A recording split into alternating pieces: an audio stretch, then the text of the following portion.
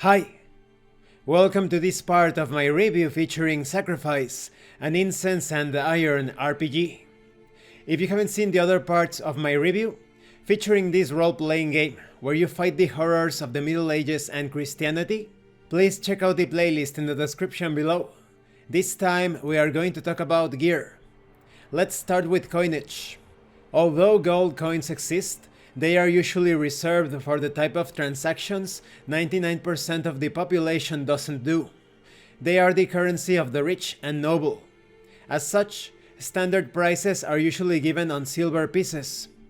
You have gold crowns, silver pieces as mentioned, copper pieces and brass pieces. Coinage varies from land to land, but the value of each individual coin remains essentially the same. The Bavarian silver phoenix is essentially the same as the Kadainorian silver head, so for simplicity's sake, there is no distinction in the game. Let's talk about encumbrance. Characters can carry a number of items equal to strength plus 10, without any penalty. A character carrying more than that becomes encumbered, and has disadvantages on physical rolls. There are different categories of items, such as non-encumbering items, including anything tiny you can fit in your palm, empty bags, items with no listed weight such as paper, as well as worn clothing and jewelry. Then you have normal items, which take up 1 slot. Heavy items take up 2 slots. Light items can be bundled up to 10 items in 1 slot. These are torches, rations, etc. You also have coins and gems, which take up 1 slot for every 100 pieces, rounded up. It is assumed that a character's belongings are distributed among their different bags and sacks, except for things like armor or weapons, which are usually worn. A character without a backpack can only carry a number of items equal to their strength. Then we have details on the usage die. Things such as torches or ammo are tracked via the usage die.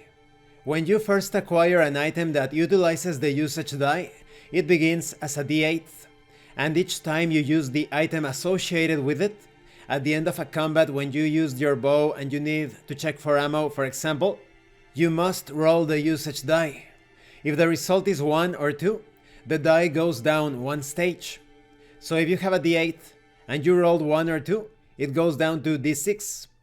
You can purchase or acquire more of an item using the usage die, in which case the die would increase 1 stage. So for example, if you have a D8, it would go up to a D10. Then we have information on different melee weapons and armor.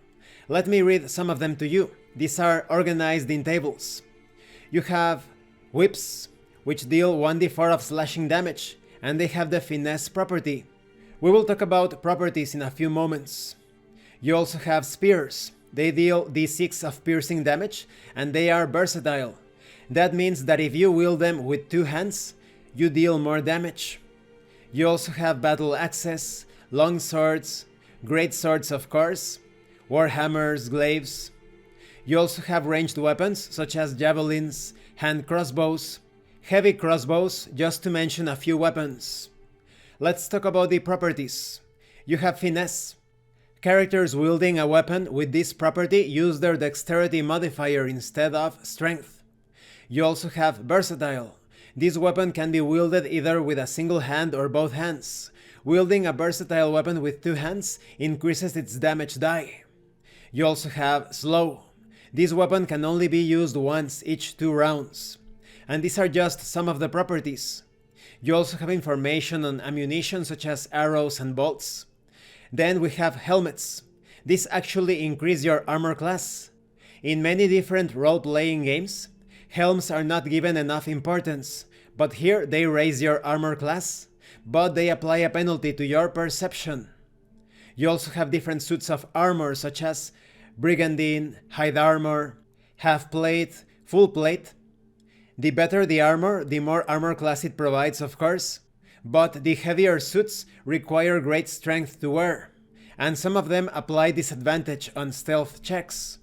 You also have shields, such as the light shield, the heavy shield, also giving you a bonus to armor class.